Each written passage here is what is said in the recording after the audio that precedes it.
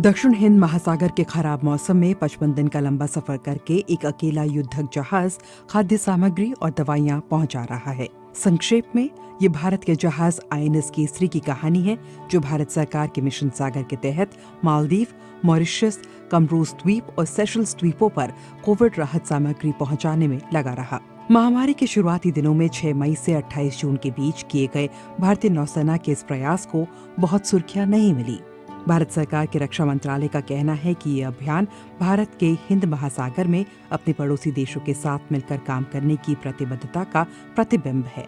ये प्रयास बहुत बड़ा लग सकता है और इसका समय बेहद अहम है, लेकिन ये अपने आप में नया नहीं था। अधिकतर विश्लेषक जिनसे मैंने बात की, उनका कहना है कि भारत हमेशा ही अपने पड़ोसी देशों को प्राथमिकता देता रहा है। 21 अगस्त तक भारत का विदेश मंत्रालय कुल 25 प्रेस विज्ञप्तियां जारी कर चुका है, जिनमें से 9 का संदर्भ भारत और उसके पड़ोसी देशों के साथ रिश्तों से है।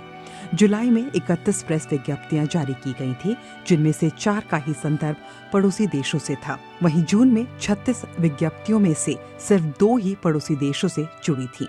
यदि इससे पिछले 2 महीनों का विश्लेषण किया जाए तो ये दर और भी कम है। लेकिन क्या प्रेस विज्ञप्तियां ही भारत के पड़ोसी देशों से रिश्तों को मापने का एकमात्र तरीका है? जवाब है नहीं। कितना महत्व दिया गया, इसके भी मायने हैं। अगस्त 18, भारत के विदेश सचिव हर्षवर्धन सिंघला भारत के बाहर अपने पहले दौरे पर गए।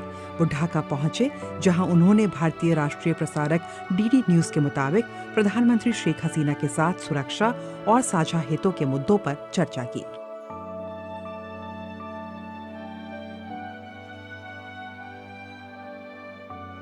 15 अगस्त नेपाल के प्रधानमंत्री KP शर्मा ओली ने भारत के प्रधानमंत्री नरेंद्र मोदी को फोन किया। ये कॉल ऐसे माहौल में हुई जब सीमा विवाद को लेकर भारत और नेपाल के बीच दोनों देश एक दूसरे पर आरोप लगा रहे थे। नेपाल के PM ने तो यहाँ तक कह दिया था कि भारत उन्हें सत्ता से बाहर करने की साजिश रच रहा है। अगस्त 13, भारत के विदेश मंत्री डॉक्टर S जयशंकर ने मालदीव में सबसे बड़े सिविलियन इंफ्रास्ट्रक्चर डेवलपमेंट प्रोजेक्ट में पैसा लगाने की घोषणा की।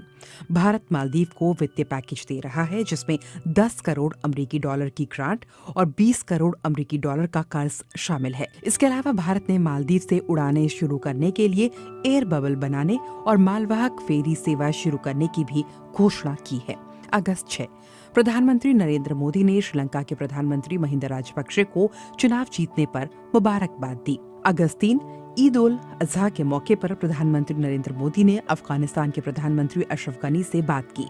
दोनों नेताओं ने क्षेत्रीय सुरक्षा और साझा हितों के अन्य मुद्दों पर भी चर्चा की। अब इससे क्या समझा जाए? क्या ऊपर जिन घटनाक्रमों का ब्यौरा दिया गया है वो भारत और चीन के बीच मौजूदा सीमा तनाव से पैदा हुई स्थितियों की वजह से है? ये भारत महामारी की वजह से अचानक अपने पड़ोसी देशों का ध्यान रखने लगा है, या फिर इसके पीछे कोई और वजह है? इन सवालों पर विश्लेषकों की राय एकमत है। अचानक पड़ोसी देशों से शुरू हुआ ये हाई प्रोफाइल मेल मिलाप किसी एक घटना की वजह से नहीं हो रहा। मंत्रालय से जुड़े एक अधिकारी ने कहा है कि इन घटनाक्रमों को अलग अलग करके नहीं, बल्कि एक बड़ी तस्वीर के हिस्से के तौर पर देखना होगा। और ये बहुत स्पष्ट है कि इस क्षेत्र में हम अकेले नहीं हैं। दूसरा खिलाड़ी तेज चालें चल रहा है और हमें उसका ध्यान रखना होगा। पाकिस्तान में भारत के पूर्व उच्चायुक्त और चीन और भूटान में भारत के पूर्व राजदूत गौतम बम्बावले कहते हैं कि ये असामान्य साल है। संभवतः मई के बाद से ही चीजों ने रफ्तार पकड़ी है और अब अचानक ये लग रहा है कि हम एक ही क्षेत्र पर ध्यान दे रहे हैं। ये ऐसे मुद्दे हैं जिन पर सरकार काम करने का सोच रही होगी और अब ही चीजों ने धीरे धीरे कुछ रफ्तार पकड़ी है और वो पैटर्न बना है जिन पर उन्हें होना चाहिए था। हमने बम्बावले से पूछा कि इस समय चीन के दिमाग में क्या चल रहा होगा। इस पर उन्होंने कहा कि कोविड-19 महामारी ने चीन को पहले से ज्यादा आक्रामक बना दिया है और जब चीन कदम उठा रहा है तो वो अब दक्षिण एशिया में भी वही कर रहा है जो वो दक्षिण अमेरिका, अफ्रीका और लातिन अमेरिका या दुनिया के दूसरे हिस्सों में कर रहा है। जहां भी कोई जगह खाली होगी, चीन उसे भरने की कोशिश करेगा। अफगानिस्तान को ही ले लीजिए।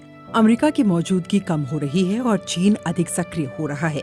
चीन ने पिछले महीने ही 4 देशों की बैठक बुलाई, जिसमें नेपाल, अफगानिस्तान और पाकिस्तान शामिल हुए। मुझे लगता है कि चीन जो सार्वजनिक तौर पर दिखा रहा है वो उसकी सक्रियता की एक झलक भर है। बीबीसी के लिए दुनिया भर की खबरों और मीडिया पर नजर रखने वाली बीबीसी मॉनिटरिंग से जुड़ी उपासना भट्ट चीन के हाल के कदमों पर कहती हैं कि चीन दक्षिण एशिया में भारत का सबसे बड़ा प्रतिद्वंद्वी है और इसी वजह से यहाँ उसकी हरकतों पर नजर रखना भारत के लिए अहम है। भारत चीन सीमा पर तो हाल के दिनों में कुछ खास गतिविधियां नहीं हुई, लेकिन चीन भारत के पड़ोसी देशों की ओर हाथ बढ़ा रहा है। उपासना कहती हैं कि नेपाल में हाल के दिनों में जो हुआ है उसे देखना दिलचस्प है। चीन के राजदूत हुआ यानकी ने सत्ताधारी नेपाल कम्युनिस्ट पार्टी में उठ रहे संकट का समाधान करने की कोशिश की। इसे सबने देखा। चीन बांग्लादेश को भी रिझाने की कोशिश कर रहा है। द हिंदू अखबार की एक रिपोर्ट है कि चीन तीस्ता नदी पर सिंचाई परियोजना विकसित करने के लिए बांग्लादेश को $1 अरब तक की मदद मुहैया करा सकता है।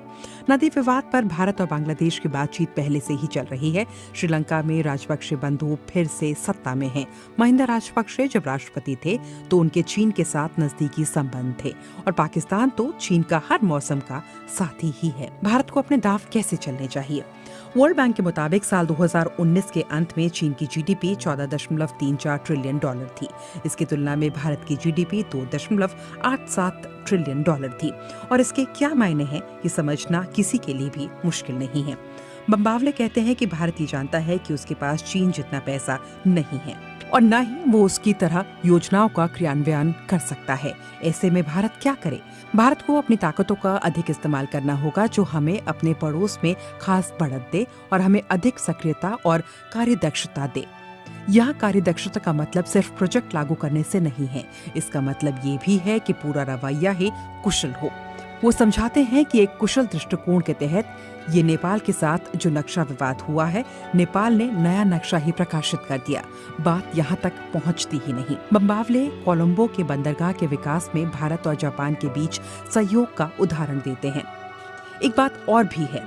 एक अन्य सरकारी अधिकारी ने अपना नाम ना जाहिर करते हुए कहा कि हमने देखा है कि कई देश ऐसे हैं जिन्होंने चीन की शर्तों पर या तो चिंताएं जाहिर की हैं या चीन के साथ संबंधों की गति धीमी की है, लेकिन कई देश ऐसे भी हैं जो निवेश के भूखे हैं। भारत ने सक्रियता बढ़ाकर देशों को कर सुविधा देकर अच्छा काम किया है, लेकिन भारत योजना लागू करने और नतीजे देने में पिछड़ रहा है। वो कहते हैं हमारे सभी प्रोजेक्ट्स तेजी से चल रहे हैं और जब ये पूरे हो जाएंगे तब भी बहुत कुछ करना बाकी रह जाएगा। हम ये बात समझते हैं कि अब निगरानी की मजबूत व्यवस्था है जो भारत का प्रदर्शन सुधारने के लिए विकसित की जा रही है। अमंदी पूर्व राजनयिक और भारत के विदेश सचिव श्याम शरण कहते हैं कि एक के बाद एक विदेश सचिव ये कहते रहे हैं कि भारत की कूटनीति को अधिक संसाधनों की जरूरत है। इसमें राजनयिकों की संख्या और उन्हें दिया जाने वाला प्रशिक्षण भी शामिल है। भारत जो भूमिका निभाना चाहता है उसे प्रभावी रूप से निभाने के लिए ये जरूरी भी है। मार्च 2018 में केंद्रीय कैबिनेट ने 18 देशों में भारत के नए मिशन स्थापित करने को मंजूरी दी थी। इनमें से 9 अब खुल चुके हैं। भारत नए मिशन खोल रहा है और उन देशों में राजनयिक भेज रहा है जहां पहले भारत की मौजूदगी नहीं थी। हालांकि अभी भी दुनिया में 60 देश ऐसे हैं जहां अभी भारत का रेसिडेंट मिशन नहीं है। अब अधिक संसाधन मिलने की बात तो छोड़ ही दीजिए, भारत की कूटनीति को कम से कम खर्च पर काम चलाना सीखना पड़ रहा है क्योंकि विदेश मंत्रालय का बजट लगातार कम हो रहा है। जरा इस पर नजर डालिए। समिति ने पड़ोसी देशों के लिए तकनीक और आर्थिक सहयोग के लिए मिलने वाले फंड में कमी देखी है। बांग्लादेश के लिए मदद और नेपाल के लिए मदद को छोड़ दक्षिण एशिया के देशों के साथ सहयोग के मदद के फंड में कटौती की गई है। चीन की बढ़ती मौजूदगी की रोशनी में ये स्थिति और भी चिंताजनक है। भूटान, मालदीव, म्यांमार, श्रीलंका, अफ्रीकी देशों और आसपास के दूसरे विकासशील देशों के लिए भारत ने मदद कम की है। भारत सरकार के कुल बजट की तुलना में विदेश मंत्रालय का जो साल 2020-2021 के लिए हिस्सा है वो बीते 3 सालों में सबसे कम है। ये कुछ बिंदु हैं जो विदेश मामलों पर संसदीय समिति के समक्ष पेश किए गए थे और जिन्हें 3 मार्च 2020 को राज्यसभा में पेश किया गया था। भारत के सांसद विदेश मंत्रालय का बजट बढ़ाने की मांग कर रहे हैं, लेकिन बम्बावले का कहना है कि समस्या गहरी और बड़ी है। वो समझते हैं कि मैं इस बात से हैरत में नहीं हूँ कि विदेश मंत्रालय का अपना बजट कम हो रहा है और इसी के साथ भारत की अपनी पड़ोसी देशों को मदद करने की वास्तविक क्षमता भी कम हो रही है। दरअसल ये बड़ी तस्वीर से जुड़ा है। ये है भारत के जीडीपी का विकास और हमें वास्तव में इसकी चिंता करनी चाहिए। ये कारण है कई सालों से पड़ोसी देशों के लिए भारत का मूल फायदा ये था कि बढ़ते हुए भारत से वो भी फायदा उठा रहे थे और इसके लिए हमें बाहर नहीं अपने भीतर देखना है और उस आर्थिक सुस्ती को रोकना है जो कोविड महामारी से पहले ही आनी शुरू हो गई थी।